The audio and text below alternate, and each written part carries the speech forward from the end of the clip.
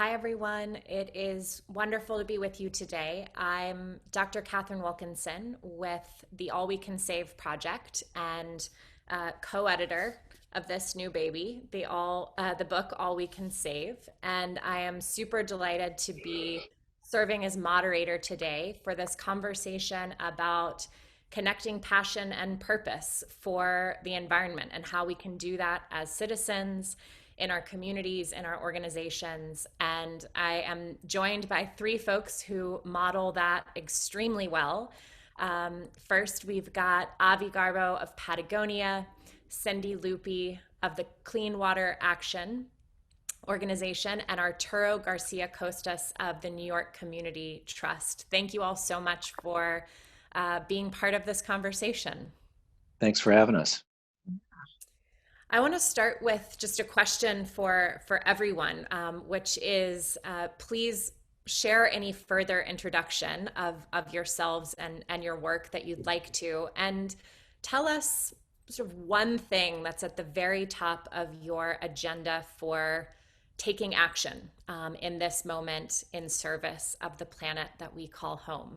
And Cindy, I would love to start with you.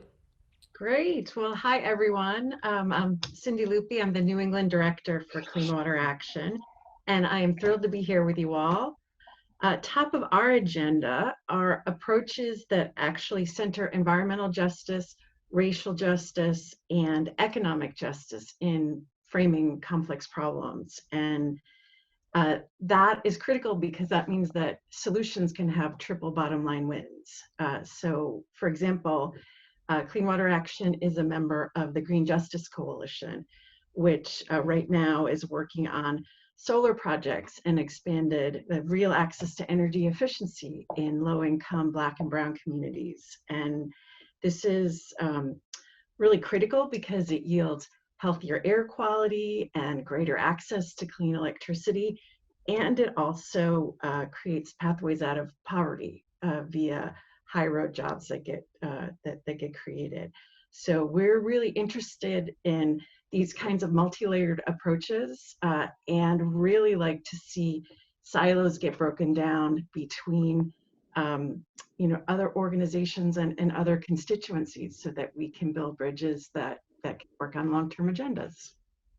I love that so much, Cindy. And I think it's such a good way to ground this whole conversation that while the environment is ostensibly our topic, when we understand the interconnections of the crises we're facing, from inequality to racial violence to the climate crisis, we quickly realize that we are either multi-solving or we are probably not actually solving at all. So thank you for grounding us there.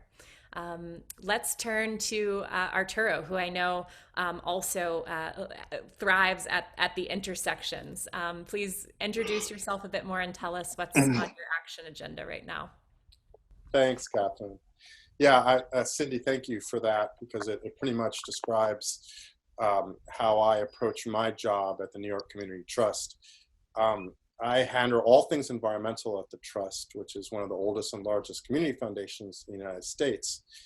But my role is a bit unusual because 80% of my grant making focuses outside of New York City, because I manage a $3 million a year national and international environmental grant making program. So when it comes to environmental policy, I've always had an insatiable curiosity, which has moved me to learn as much as possible on as many issues as possible. So as Katharine said, that's very intersectional. So I feel blessed that in my job right now, I get to think as deeply about community gardens in the South Bronx as I do about the need to transform the global finance system in response to the climate crisis. And that crisis is very much at the top of my mind on a daily and weekly basis.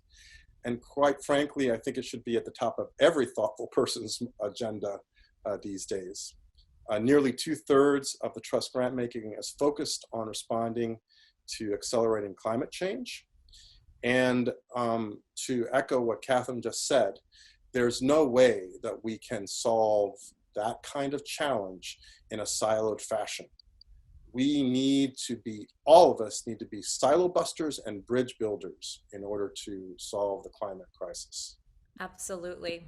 My undergraduate advisor was fond of the saying that specialization is for insects. And with all due respect to insects, especially the pollinators who are persisting despite the odds, I think it's a good reminder that a lot of the action and where we can often find the best leverage points is at those intersections.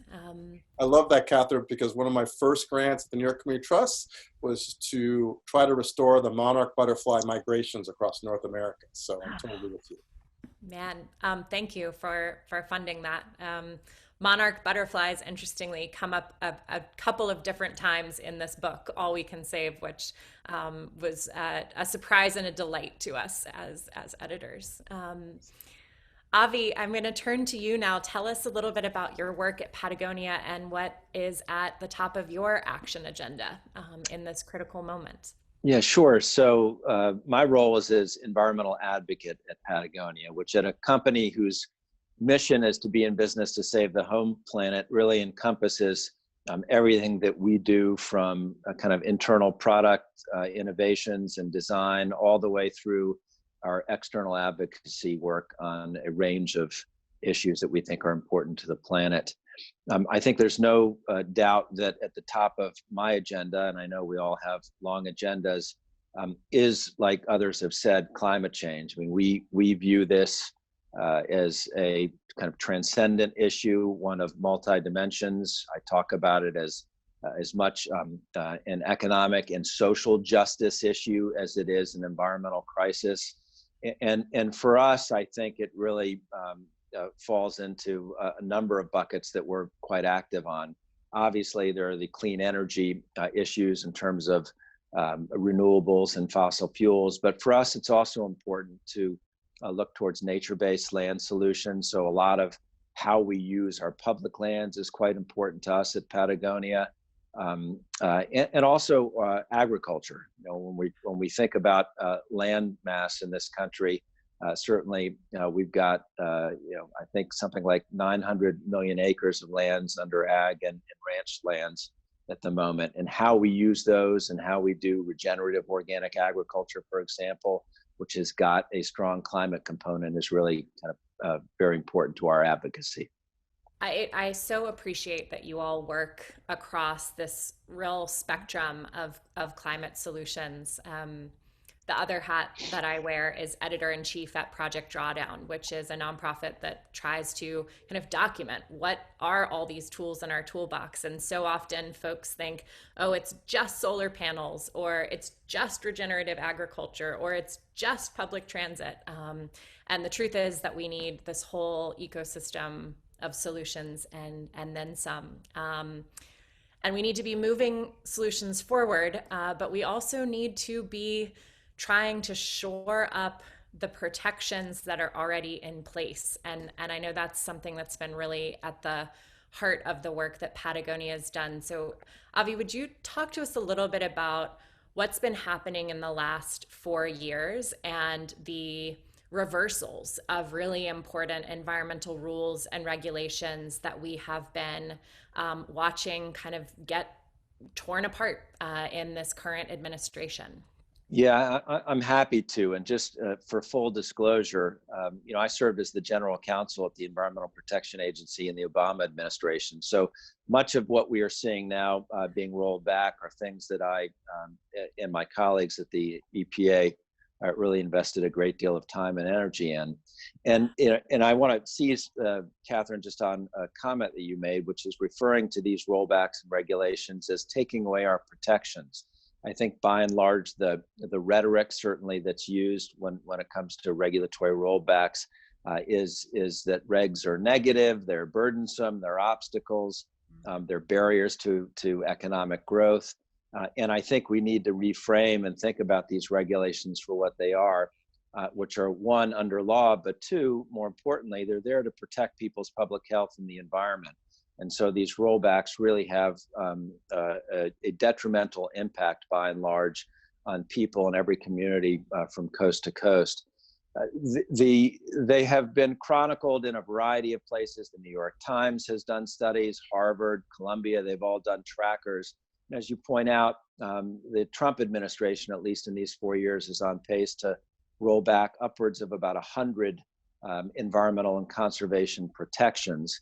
And they really run the gamut. The majority of them, I think, and the ones that we have tracked, I think relate to climate change. I mean, it really began early on with the executive orders in the first month of the Trump administration, talking about the intent to withdraw from the Paris Agreement, but then also to relook at things like the Clean Power Plan or the motor vehicle emission rules or controls on methane from oil and gas facilities, et cetera. So all of those, I think, have really taken place. Many of them, I'll note, are still in litigation now. And so their ultimate fate right now rests with the courts. So we'll see where those land. But beyond that, even in the water area, which is really important to Patagonia and to so many, the seminal, if you will, jurisdictional rule that the Obama administration put out, the Clean Water Rule, which really looked to wetlands and to drinking water. And I like to say, kind of brought science back to the rule where we know things kind of flow downhill, and it really protected the headwaters of streams. That has been in effect rolled back and replaced with something that's quite narrow. I guess two other quick things, Katharine, just to mention. One is NEPA, National Environmental Policy Act. People talk about that as the Magna Carta of environmental statutes. That has been dramatically changed, which will really be important as we look towards the future of infrastructure and construction. And the last thing is just so we don't focus so narrowly on rules, but just on the operations of government. So things like the Department of Interior's administration of the fossil fuel leasing program, where they're leasing many of our public lands at less than a cup of coffee per acre.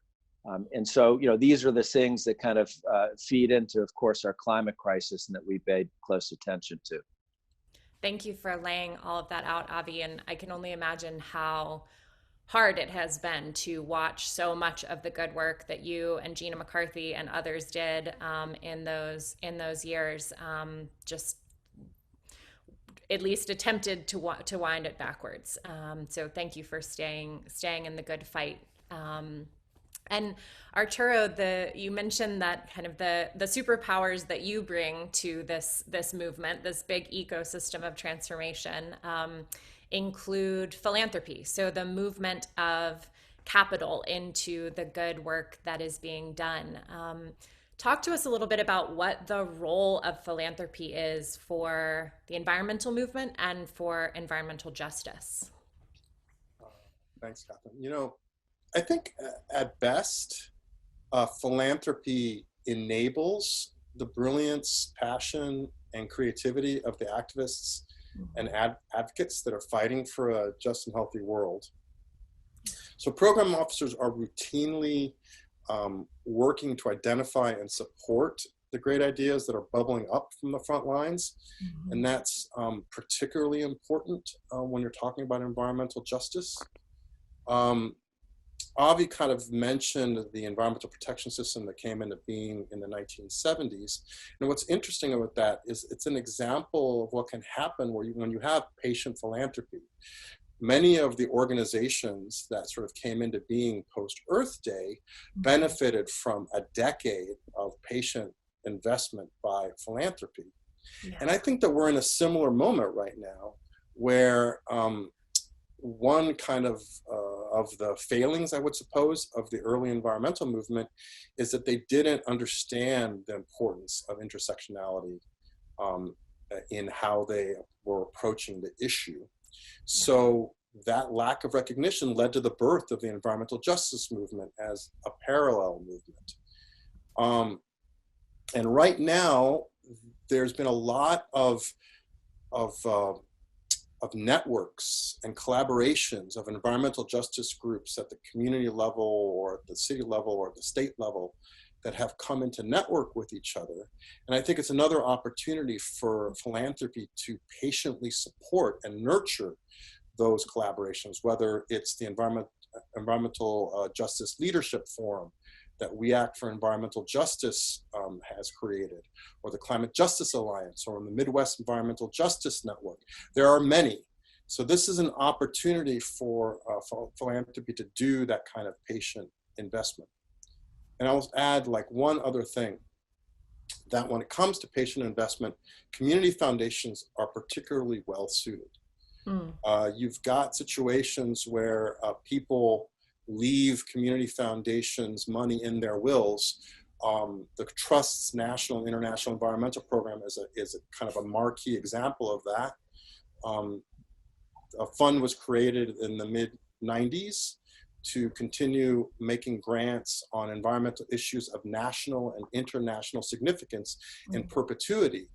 And what that does is give the Trust a lot of flexibility to respond to new opportunities and change circumstances as they develop. So I would say that that's kind of the key thing. Patience and flexibility are what really good philanthropy should be about. Yeah. Thank you for those guidelines. And I think there are things people can take to heart in their own individual giving also. You know, as kind of many philanthropists, M-I-N-I, but also many. And, you know, I think you make such an important point too, that we still have these really gross inequities in terms of who gets capital, particularly in the climate space. Most of it goes to efforts that are led by white men, and we definitely want that work to continue. But there's a lot of transformational leadership that is being brought to the movement by women, people of color, particularly Indigenous leaders, and it's time for us to get the philanthropic dollars to them that can really unleash the power of that transformational leadership. And that's one of the things that Ayanna, Elizabeth Johnson, and I are super committed to doing with the All We Can Save project. Cindy, I want to come to you. And this is a moment where it feels like a lot of folks are keen to maybe step off the sidelines, but they're not quite sure how best to help, what role to play. They're not sure how to invite others to step into the work. Tell us a little bit about what you've seen that works for people finding their place, but also welcoming people in a way that feels good and feels truly inviting. Great question. I think the central point here is just to commit to doing it, taking a leap, because we are at an all hands on deck moment. This is an enormously pivotal moment in time, and now is the time to make that jump. So I would recommend that people pick a local issue or a passion project that really speaks to you.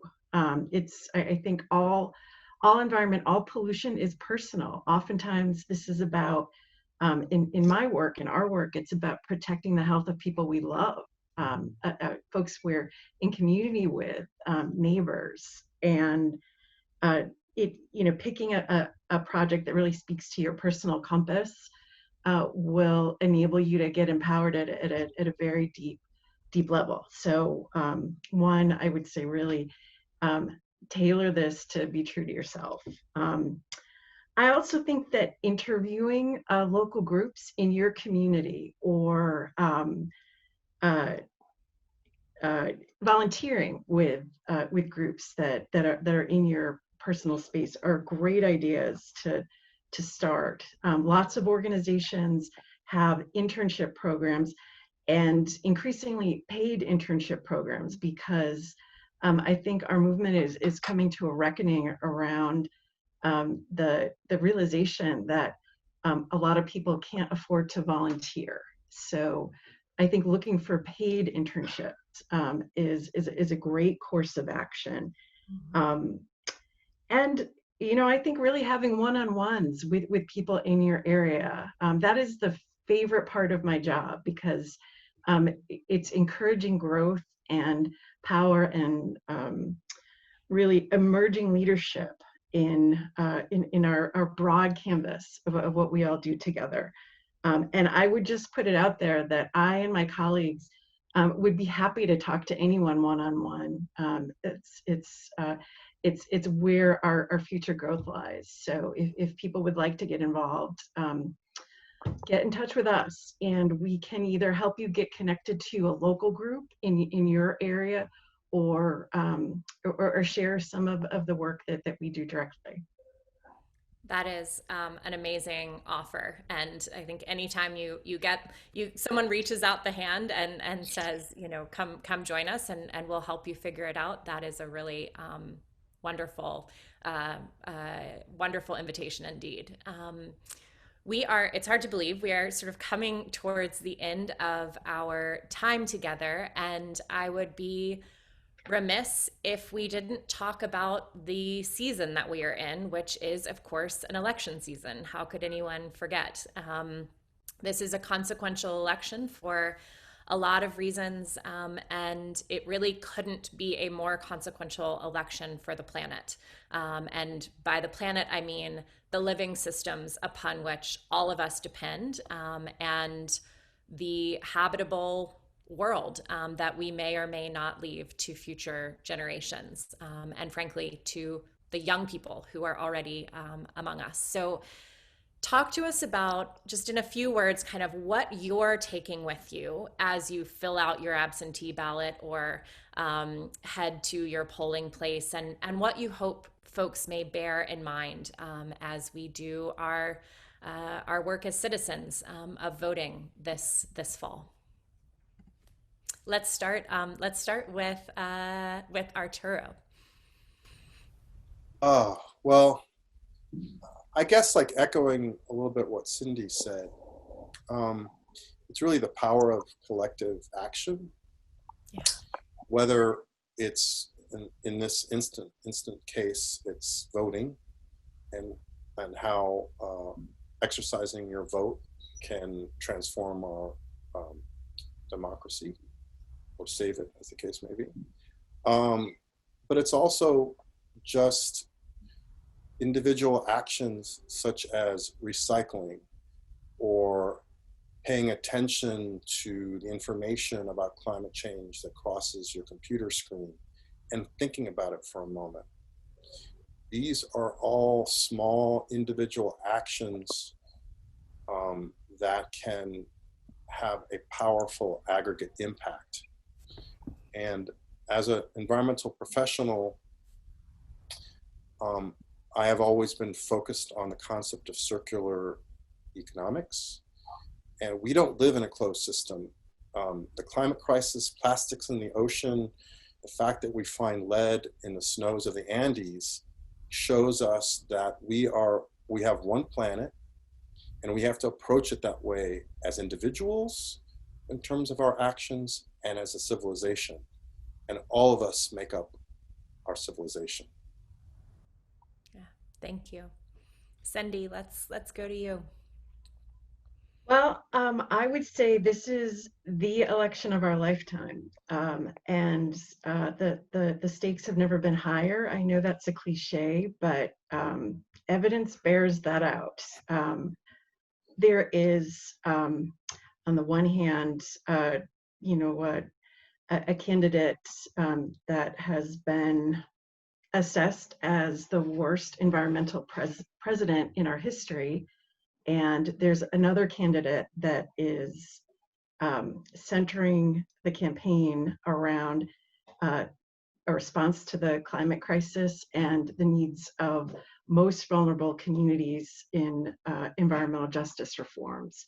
So Clean Water Action has endorsed the Biden-Harris ticket as a clear step in taking action to protect the planet.